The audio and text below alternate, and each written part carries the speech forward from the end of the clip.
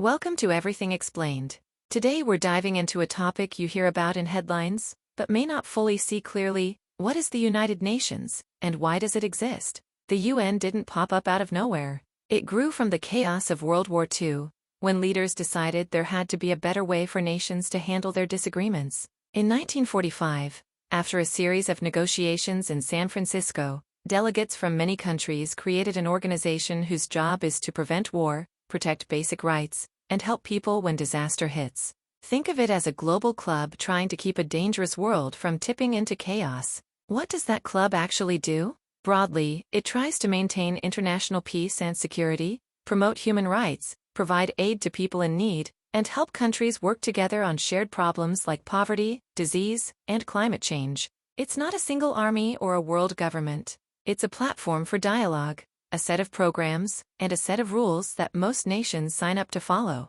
To understand how it works, it helps to know its big parts. The UN's 6 principal organs are: 1. The General Assembly, where almost every member country has a seat and a vote. It's the town hall of the UN, a place to debate, pass non-binding resolutions, and set the budget. It's where countries tell the world, in a formal way, what they think and what they're willing to do.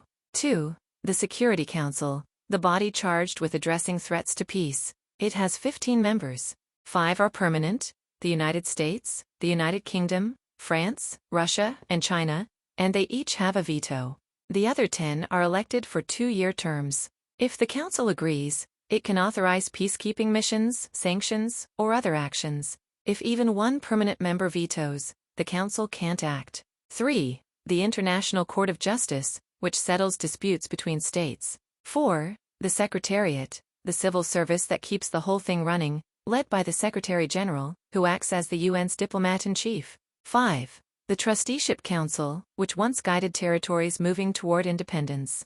Its work is essentially complete, and the Council has suspended most of its activities. 6. The Economic and Social Council, or ECOSOC, and the many specialized agencies that work with it, agencies like the World Health Organization, UNICEF, the International Labor Organization, the World Bank, and many others. They handle things like health, education, trade, and sustainable development on the ground. In practice, the UN acts in several ways. It runs field operations and peacekeeping missions in conflict areas. It negotiates treaties, monitors elections, and delivers food, vaccines, and shelter to people who need them. It collects and shares information, like climate data or human rights reports, so countries can learn from one another. It also helps set standards that other countries and companies follow, from how to protect refugees to how to protect workers' rights. A quick set of examples can help. UNICEF runs programs to support children in emergencies, vaccines to stop outbreaks, and education projects to help kids stay in school during crises. The WHO coordinates global health responses, like vaccines against outbreaks or guidance during a pandemic. In peacekeeping, missions have been sent to Congo, Haiti, and parts of Africa and the Balkans, to create a safer space for people to rebuild. The UN doesn't fight wars by itself, but it supports local forces and communities, and it works with partners on the ground. Of course, the UN has critics. Some say it moves too slowly. Others say its power is unbalanced because of the veto. Making decisions that affect many different countries is hard, and politics never goes away. Still, many people see the UN as a practical way to organize cooperation when no one country can act alone. It's not a world government with compelling power.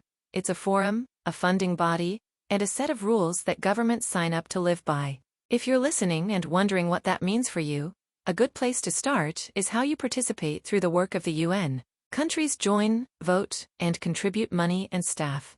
Citizens can engage through non-governmental organizations that partner with UN programs, or simply follow international news and support drives that align with UN goals, like ending poverty, protecting the planet, and standing up for human rights.